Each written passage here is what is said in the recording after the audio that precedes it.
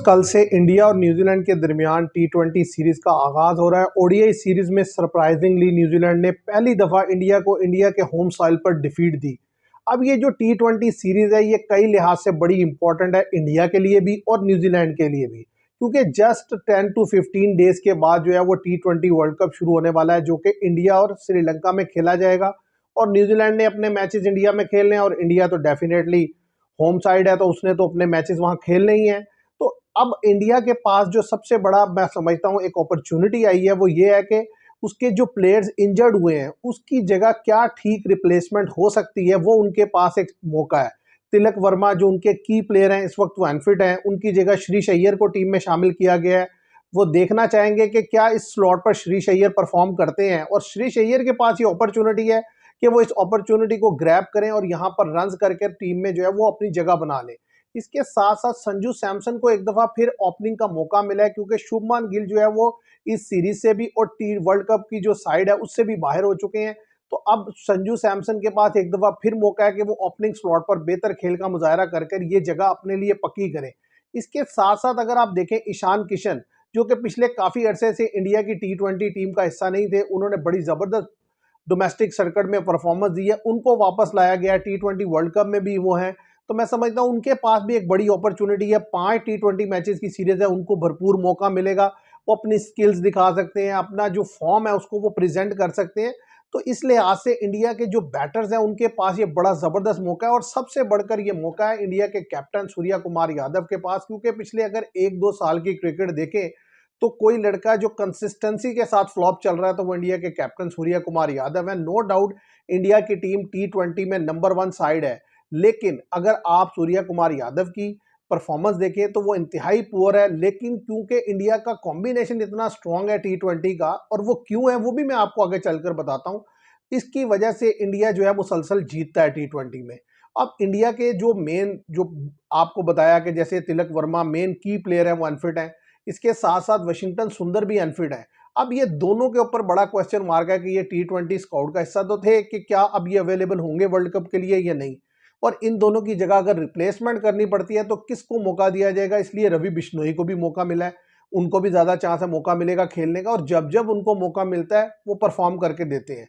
तो इसलिए इंडिया के जो बैटर्स हैं, जो बॉलर्स हैं, सबके लिए ये सीरीज बड़ी इंपॉर्टेंट है।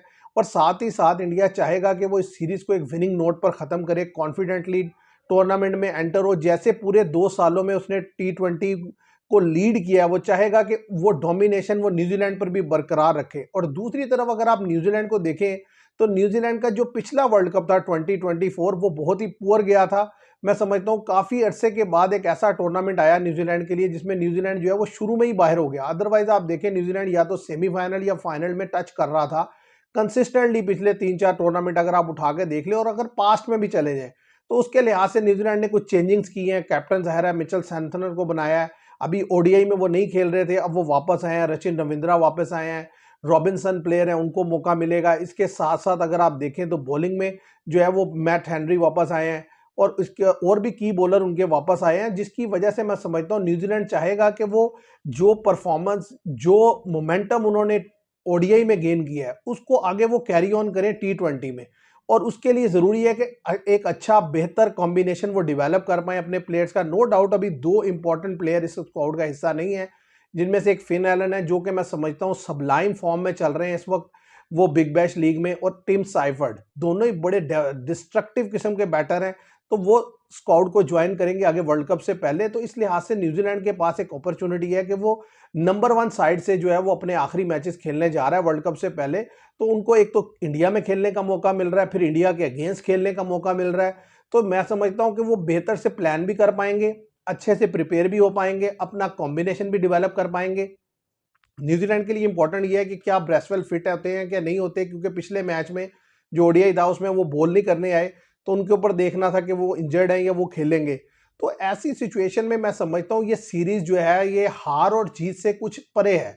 अगर आप इसको देखें तो वो दोनों टीम इसको एक तैयारी के तौर पर लेंगे, सिलेक्शन के तौर पर लेंगे, और एक कॉम्बिनेशन डेवलप करने के लिए लेंगे। और दोनों की दोनों ऐसा भी नहीं है कि इस चक्कर में ये चाहेंगे कि यार अगर मैच हाथ से जाता है तो चला जाए, ऐसा भी नहीं होगा। क्योंकि देखिए वो टीम जो विनिंग मोमेंटम के साथ T20 वर्ल्ड कप में दाखिल होगी, आपको उसका इम्पैक्ट वाज़े तौर पर दूसरी टीमों पर नज़र आएगा।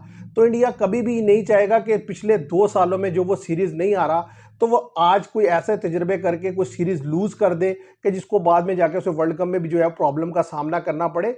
और दूसरी तरफ न्यूजीलैंड डेफिनेटली ये चाहेगा कि वो इंडिया को बीट करे, और बीट करके जब वो अंदर एंटर होगा तो एक तो वो इंडिया का कॉन्फिडेंस शेक करने में कामयाब हो जाएगा, और दूसरी तरफ वो दूसरी जितनी टीम्स हैं उनके लिए जो है वो एक, जिसे कहते हैं ना, वेकअप कॉल दे देगा सबके लिए कि हाँ भाई, इस टूर्नामेंट के लिए या इस T20 वर्ल्ड कप के लिए they are well prepare to beat anyone.